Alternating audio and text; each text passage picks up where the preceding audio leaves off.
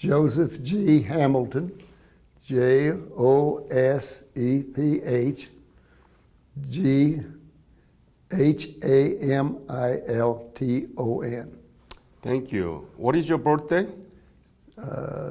July 30th, 1929.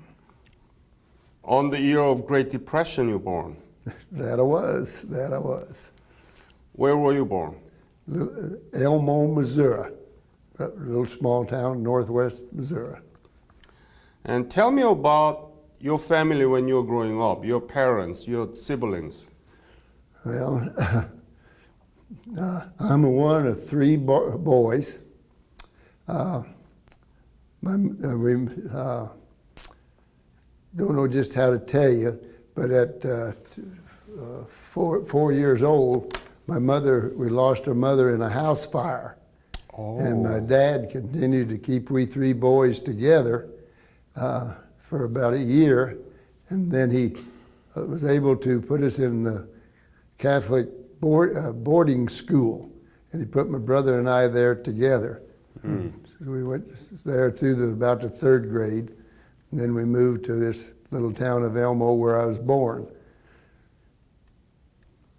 And what school did you go through? Okay, at Elmo, it was Elmo Grade School, which is, of course, gone now. And at the 8th grade, we had moved 3 miles farther west, which put us in another county. And so I went to Westboro, Missouri High School for the 4 years of high school. What's the name of high school? Westboro, Westboro. High school in Missouri, right? No, that was I'm still in grade school. Still in grade school. And when did you graduate? I did graduate from Westboro in 1946. And what did you do after the graduation? Well, after graduation, I went right from high school. I went to business school for about short of a year in St. Joseph, Missouri, and then was able to get a job with the Armour Meat Company. It was well known, one of the big 4 packers at that time there in St. Joseph. And World War II was over at that time, and the boys was coming back so fast, and they, of course, took care of the jobs. So the school guaranteed me a job for quite quickly when one opened to carry the mail and sort the mail and little jobs like that at Armour and Company. That I took the job, and I was on my 4th promotion and been there for 5 years when I was drafted. But let me ask this question: what was there was World War II, and you were growing up, right? And many people pay attention to World War II, right? Yes. Everybody knew about what's going on there, right? How did you? Well, because there was so little time between World War II and the Korean War that people was tired of war. I think it just didn't get the publicity, and wasn't considered as serious, maybe. I'm asking you about World War II publicity. What did you know about World War II? Were people paying attention to World War II? Certainly, mostly because of rationing. You didn't have gas, you didn't have sugar, you didn't have car tires. The meat companies, which I later joined, they had to take all their meat and give it to the armies to feed the troops, so food supply was limited. And fortunately, by being in the country, we could slaughter our hog or a beef or raise chickens and garden. We was able to be quite comfortable. But the people in the city, some of the veterans tell me that they just didn't have any food during World War II. This wasn't available to them. Then World War II must be very unpopular, was it? Was it popular? Well, no war is profitable. I missed the word there, excuse me for that. Popular, because the death, separating families, no, farmers didn't have any help. I got out of school at 4 o'clock in the afternoon. They even moved us up to a little after 2, about 2:30 maybe. Take a while to get by bus to home, and I had to walk a mile after I got off the bus, change clothes, walk another mile to help a neighbor and work till dark, and then walk another mile home. It just threw such a load on you. And yes, you get word a friend's son had been killed. And remember, we had peace for so long, we wasn't adjusted to it. I think the people were adjusted to that type of news and happenings, experiences, when the Korean War came on. So, and probably other reasons, but I never studied it deep enough to really know. But everybody was mobilized to support World War II, right? Working together to Oh, support. definitely. And remember, at that time, we didn't have, there was no cars made. You had to get along with old cars. No big tractors. You still farming with horses. It was just complete change in life. Korean War, many of them was adjusted for. Look at my dad. He went through both of them, suffered through both of them. So I think that's more, I never thought of it till you asked me, and I had not given it any thought. Old head don't bounce back that. But I think that's it. They was kind of callous to war by the time Korean conflict came on. So, did you learn anything about Korea when you were in high school? Not a thing. Not a thing. No. No, it wasn't heard of course. World War II was on. Yeah. In fact, I'm trying to think. That's a good question. I vividly remember when the principal called us together to declare and listen to Roosevelt ask for declaration of war on the Nazis, and that time. But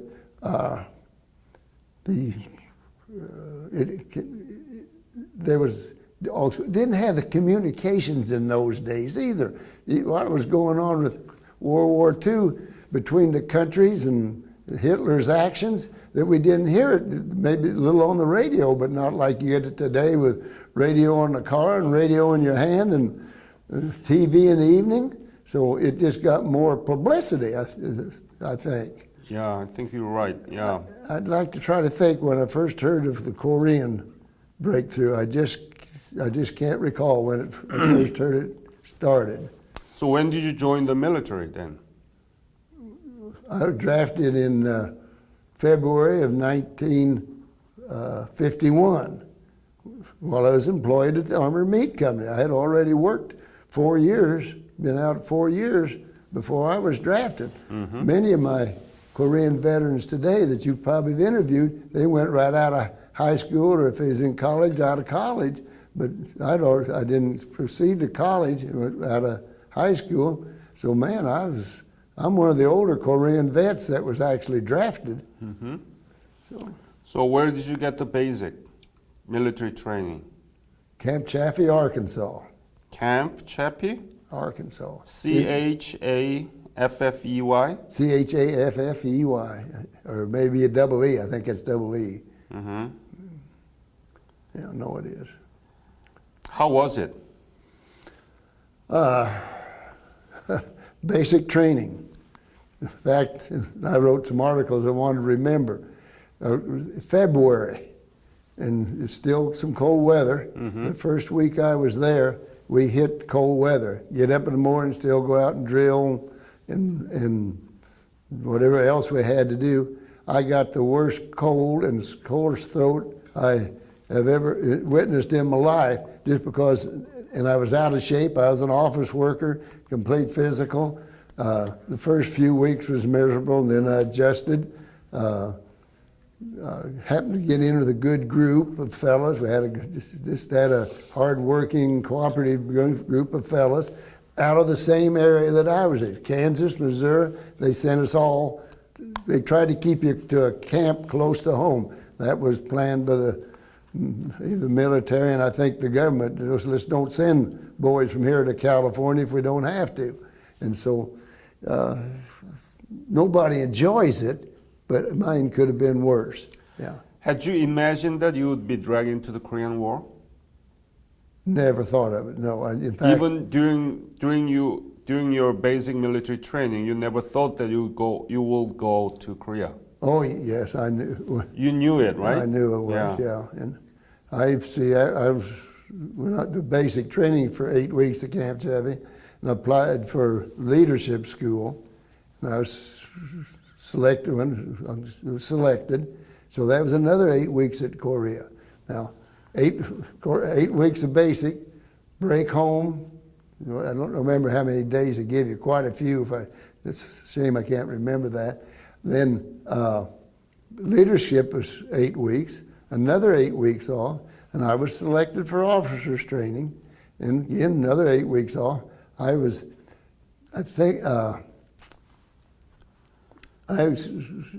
almost killed. You take that 3/8 is 24 out of 52 weeks. I was in military or home, and then I went to Camp Chaffee Honor. It must have been early November because I was there for Thanksgiving. And So you become officer?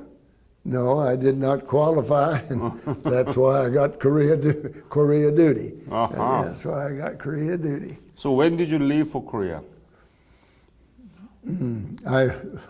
Interesting, I got that in my note. My first Sunday in Korea was Easter Sunday, so on or about the 15th of April. It'd be 52 by then, see. 1952. Yeah, 1 year. And where did you land? At let me bring, if you don't interrupt your thing. They needed us. They needed artillery so bad that the training I got in Fort Sill when I went there for officering, and even the leadership was basically artillery, and so they flew. I flew from Colorado camp. I can't remember the camp there at this time. They flew us over. One night staying in Alaska. Never going to go back there either. And then on down to southern Incheon. We went to Sasebo, Japan, and then to Incheon, Korea. And Go ahead. From Incheon, where did you go?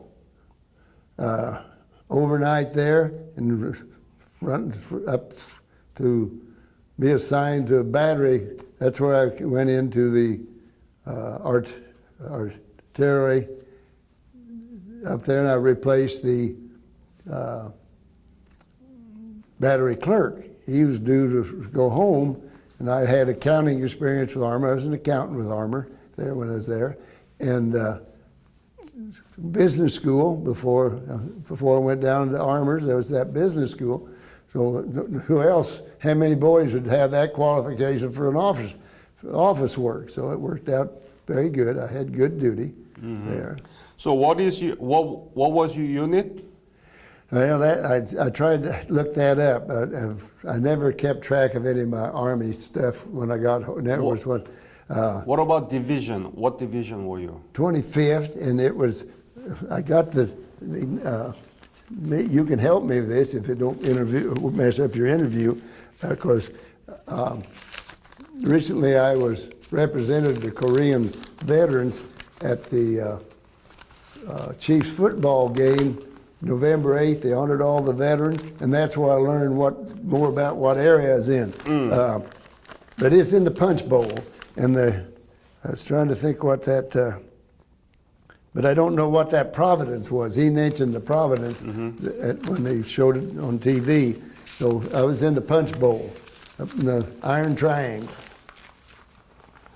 And your MOS was office work? Yes, probably would be that. So what did you do? What kind of work did you do? Well, set up, kept personnel, who come in, who went out, listed sick call.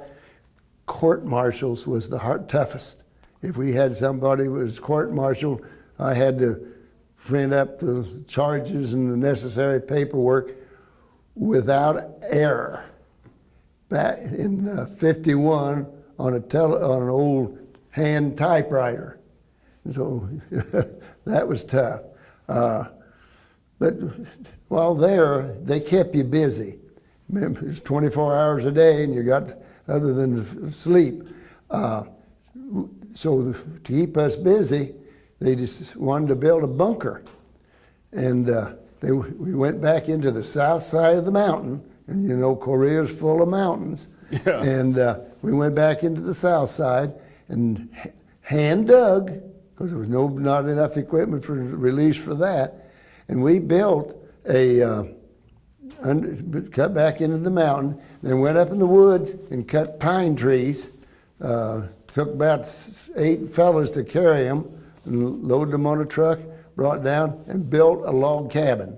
Now, we lined it with the boxes that they shipped the 105 millimeter housers in. They'd be butt end to point, and those nice boxes, tear them apart, and we lined to keep that dirt from coming through them mountains come in. We lined those logs with those and made it just as good as your wall is here. Warm, safety, take a pretty good bomb to hit right on top of us. So that was good. In that tent, in that building, until we built it, would be the captain's driver, the first sergeant, cook, supply sergeant, and the security sergeant. So that's how many was in one tent. Now, when we got there, we didn't have cots yet. Now, look how long that war had been going on. So our beds, first beds we got there, and you can imagine coming in with that, not expecting that. Our bed was, we'd line 2 poles, one this way and one way, and put them in a wire, make legs out of forked stick, and then weave that with telephone wire. They had ample telephone wire in Korea, I'll tell you. Well, surprisingly, that gave you a little break. And later on, we did get cots. But that's how long they was from the time that thing started until they could get cots to all the men. Nice clothing, ample food. Our cook and first sergeant was good friends, and they'd go south to the old Seoul area and down in that area and trade our surplus for product from the engineers, like to build that tar paper for the roof with food that we was overloaded on, trade for better food. So that was a good deal. And then building that log cabin now, that was by hand, you know. You carried them logs up, you nailed every nail by hammer. So that kept you busy. So you went to Seoul, right?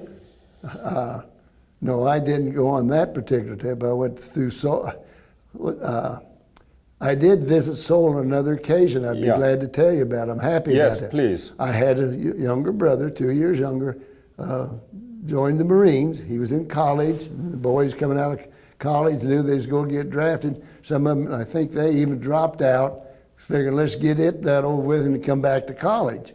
So my brother was in a city between Incheon, where Your brother? my younger brother was in Incheon. What's his name? Harry O. Hamilton, still alive, still good, not really as good a health as I am. Where does he live now?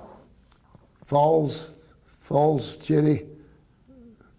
No, I'm sorry, Rulo, Nebraska.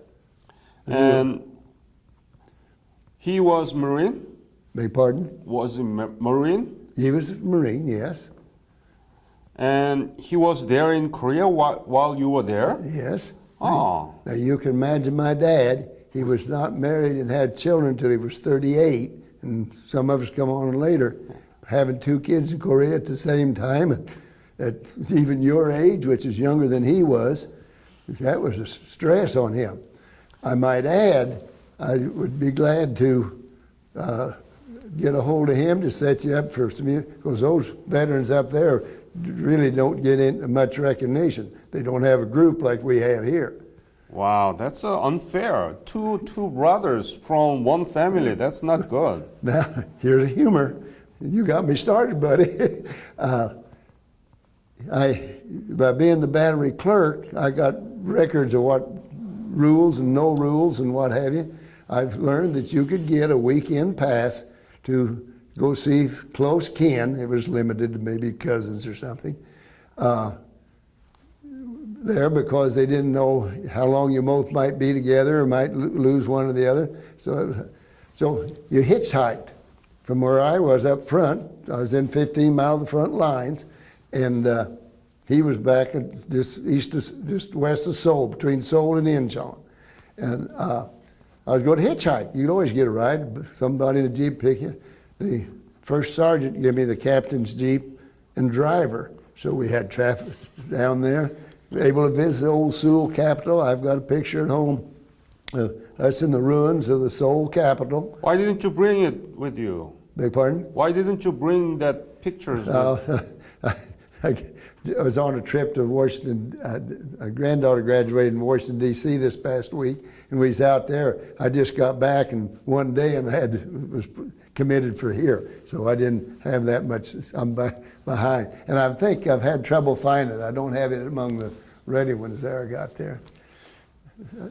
I got some others there. A picture, in fact, of my brother and I, and some of the visits we had. So did you meet him? Beg pardon? Did you meet your brother? Now?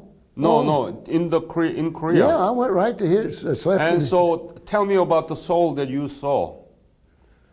well, was it? pretty rustic, and you know they'd suffered the bombing. In fact, I remember more of the little shops downtown was the most life I've seen. We had quite a bit of time just by having a Jeep there to tour the area around it. Quite military installed, you know. People between where he lived, if you want to call it that, and the city, they was raising rice, and you know, right between those areas, and we'd stop and try to visit with them, but none of us could speak English. None of them could speak English. So completely destroyed? How was it? Well, that capital was, you know, all there was, you know, the usual rocks, about 2 or 3 foot of foundation and open. It was gone. It was gone. So what were you thinking? Well, we just together in, you know, a weekend, just like you might take a vacation from work. That was a vacation from that front lines, and with your brother and a driver, and he showed us his equipment. He was loaded heavy lumber and steel to build bridges for the farther north, and so he showed us his operation there. And we just remember I was just there a weekend, and so by the time we got there, and that day, then I had to be back to camp. So just maybe in 2 days at the most, I was there with him. But must have been a great, isn't it? It Wasn't was one of my certainly. That's few. How many boys had that opportunity? Exactly. Yeah, I mean, So where Harry did work? Where? now or there? No, at the time. In Korea, where was he? Well, it's the city between Incheon And Seoul? and Seoul. And what did he do? He was He's a Marine Corps. engineer? Yeah, engineers, and he, like say, his run that, load the lumber and stuff and like that there, and so then they moved him quite a bit. They'd have to go someplace else. And you want a storyteller? You get him. I'm a beginner compared to stories he can tell. So he is in Nebraska? Yeah, Rulo, Nebraska, right on the Missouri River, north up here. Yeah, please call him. And is there many Korean War veterans where he lived? Well, see, about 3 or 4 of them went with him, but I know he's lost his best buddy, and I think many of the others. You gonna be here at the hotel for a few days? No, I'm going to leave tomorrow. Tomorrow? Yeah. Sorry, yeah, because I'm one of the later ones because I was out to Washington, D.C. He can tell, by being at the back, he can tell more funny stories. And the Marines, they felt, now this is the truth, they felt slighted on supplies and stuff. Some of the Army got, they had to midnight requisition some of their food and treats, and he'll tell stories like that better than I can. Yeah. I'd like to tell you about maybe you have it on your roster. So my R&R trip had some excitement I'd like to tell you about later if you'd like. R&R to Japan? Yes, of course. I was eligible like most of the fellows are. So, what was your rank at the time? It was just PFC after I got over there. I got officer's pay while in officer's candidates.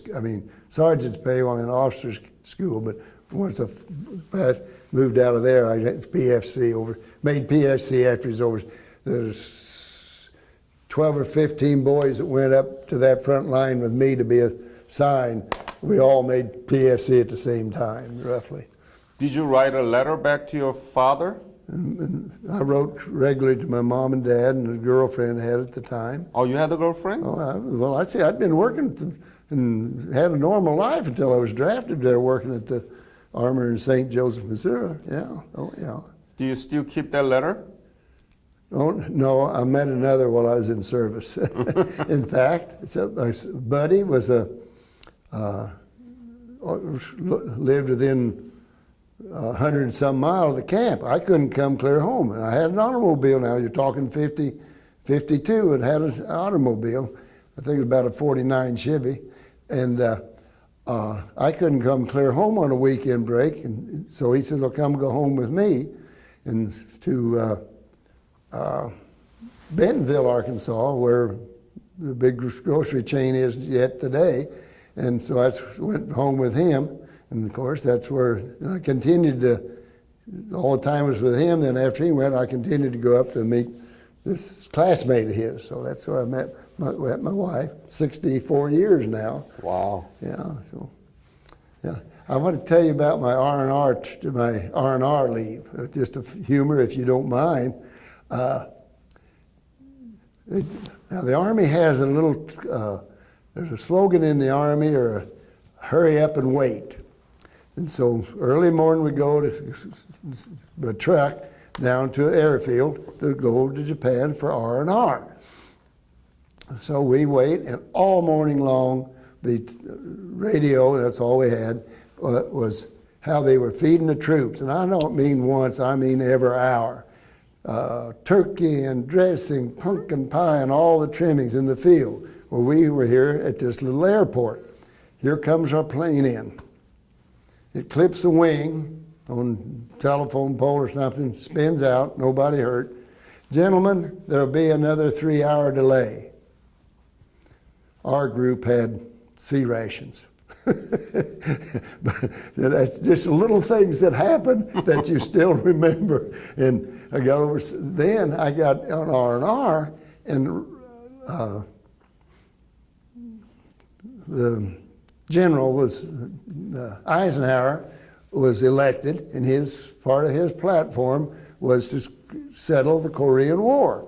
So on Thanksgiving, I was over there on Thanksgiving weekend on R&R to Japan. He came over on R&R.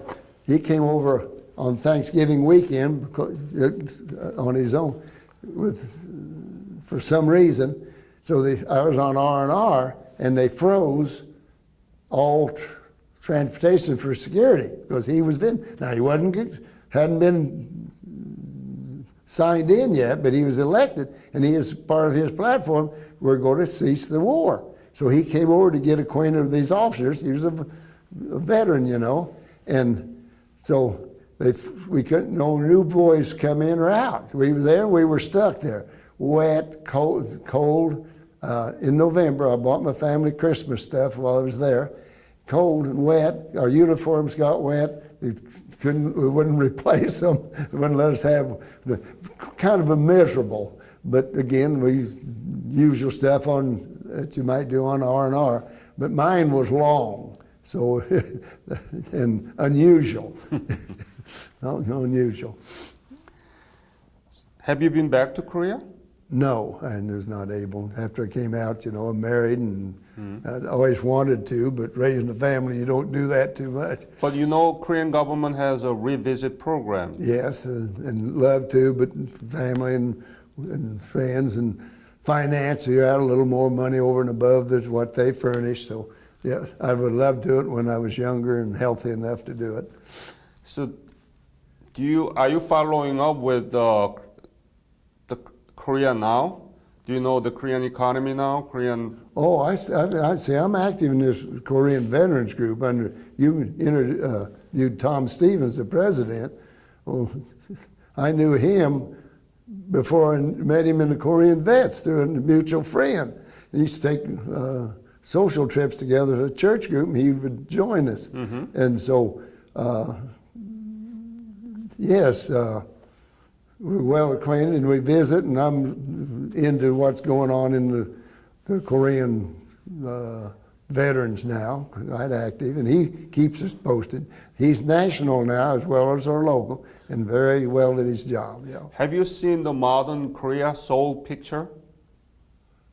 Yes, I read all them. Some booklets has been put out, and there's a gentleman out at Truman Library one evening telling about his life in Seoul, and he was with the car company there after the war, and that was interesting. He brought us up to date. Oh yeah, I got quite a bit of stuff. I get a lot of magazines from it, and I don't know, I've got 3 or 4 books that was issued on Korea. So you remember the Seoul, Korea in 1952? Yes. You saw completely destroyed. Yeah. And when you see that modern Seoul, Oh, tell me about it. What is it? well, of course, I hadn't gave that the thought I did on my own experience. It shows it can be done. Would that be the way to? Let's give credit to Korean people toward taking that approach. Here's North Korea instead of them, and they've had an idiot running that for the past few years. If those 2 countries would agree to something like that, let's get better, they could do it. But it's hard to get ideas into politicians and governments' line, I guess. It's too bad it's not one nation. So when you see that old Korea and now, do you feel much difference between Seoul in 1952 and now? Well, that was raising rice there to live on.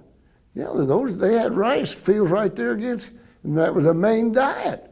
Where now they live as good a life as we do, probably. Yes, because they work. Yeah, they work and held jobs and created. What is one of the biggest shipbuilders or something yet? And I don't know what cars, Kia or what was over there. And that's who this fellow out the library. He was with them right from the start. And they had a rough start, and so it was it. And wife and I drove out there that night just to hear about it. Very interesting meeting. So do you know Korea is now 11th largest economy in the world? Yes, because he told that, and more recently, and then see, where do we have some meetings that we got that? Oh, we have some veterans group visit us once in a while. To be in town or something, or some job here, and of course, Korean look up, and Tom is available to them, and we hear their story, and of course, there's job position there as vice president, second vice. I'm interested in her. I wouldn't, and I read the books. I haven't at home yet. So you must be proud of your service, about the success of South Korea. Well, I am, and the fact that I served without injury. I'm just, came out with just 2 years out of my life with a different experience. Yeah, a different experience. Still work, building, and doing a job. And, so. Has your brother been back to Korea? No. No? He didn't have the type job I've had. So. South Korea invites Korean War veterans, and you and your brother Harry, if 2 of you go together, they will see you as an amazing star, Korean War veteran stars, Yes, brothers. Yeah. Do you want to try? Oh, I don't think so. My wife's health's not that well now, and no, I had a situation where I couldn't make it now. Any other message that you want to leave to this interview? Let's see. I had in my notes and stuff. Building, trying to think if there's anything else. Oh, I want to tell you, first Sunday I told you about driving the truck. Mm-hmm. I did that was an experience on that mud. Ruts was deep from the weight of the trucks in that soft mud. And took those boys to Mass, and the second lieutenant says, stay on the ridge. Now don't get down that hole, because you'll just go deeper and we'll be stuck. I drove over, but he drove back. Well, I wasn't used to driving the truck. What's the other that I like to tell about Korea? I've spoke to high school kids for 2 years about my experience in Korea. They wanted us to, from headquarters somewhere. Tell America program. Well, it must have been, because my son was in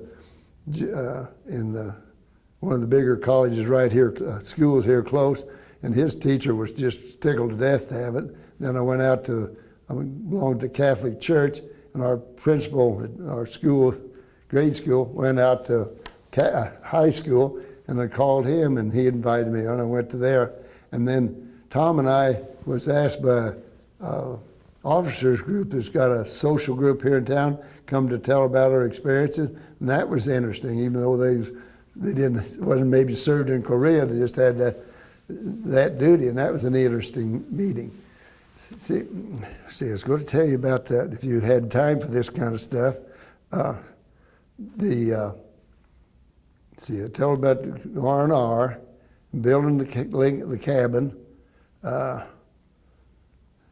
and then my duty. That's about all I got on that note to tell you about, I think.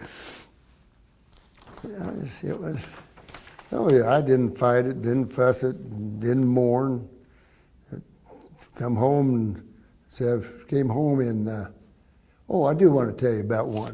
Toward the end, I was in that nice place and built that log cabin home in there. Then we got orders to move. We had to move, clean everything out of our deal. There was going to leave nothing, and paint, gallons of it. We had to care for our facilities, had to dump anything that we couldn't carry. So gave first sergeant, and he had a Jeep. It was assigned a Jeep, and I hadn't drove one for ages, just short hauls, and then we had this big move to make. Left early that morning. Boy, that night, of course, my back and leg ached from shifting that thing. Wasn't used to it, and so that was our first move. Well, that night I slept under the Jeep, because we got there, the place was full, and the other unit was supposed to move out, and they didn't get out. We'd sat there. So I just slept under the edge of the Jeep. Next morning there was 2 inches of snow on the ground, and I slept clear through it. And I missed breakfast. Sergeant let me sleep, and I missed breakfast. And then we moved again, and muddy and wet, thawed some way, and I remember our tent got muddy on both sides trying to put it up.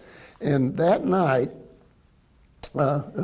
evening, a second lieutenant came in to talk to us, and he says he felt the boys well informed was better soldiers than what's going on. So he came in to talk to us, and what they had planned, they had moved all the artillery back into a straight line, and it was miles back, see, and then left a small crew up front of infantrymen to defend and they had rumors from a captured prisoner that there was going to be a big drive. And all the time I was over there, they was in that meetings trying to settle that thing, but they really didn't trust the communists. They thought possibly, and you probably know this, that they was feared that they was holding those meetings and wouldn't agree to something, mainly the exchange of prisoners, so they could build up more manpower and weapons to come again. So once they got that rumor, and the prisoner they caught, and they'd been hearing it, they was ready to make that drive. So he came, the theory was pull us back, small, if they did make a drive, pull those small corps that was left back, pull them back, and level that ground from the south with artillery, because see, they bunched them, airplanes from the north, and his exact words, there won't be a place for a man to stand. That's war, friend, that's war. Oh. Yeah, that's war. That's war. Wow. Yeah, see, now I did have one accident while I was in Korea, while we was, of course, hills full of mountains. And we was doing some work around my cabin there, and sergeant sent me up with a Jeep to the fire direction center to pick something up that we needed. And so they graded the security around our camp there, and when those bulldozers came down from the line up there, they'd put their blade down and they'd dig up dirt and make a mound. That slowed them down because it was that steep. Well, when I turned that Jeep into that low cavity that blade had made, it tipped over. Now here comes a Jeep. I'm in the driver's seat. I did hurt my arm. I sent to the hospital that night to be sure it wasn't broken. Partner, I missed that back wheel by that far. Now imagine being in a Jeep, tipping over, young enough, aggressive enough, that you could cover the back end of a Jeep was probably farther than you're in the back of that chair. But that's how close it was.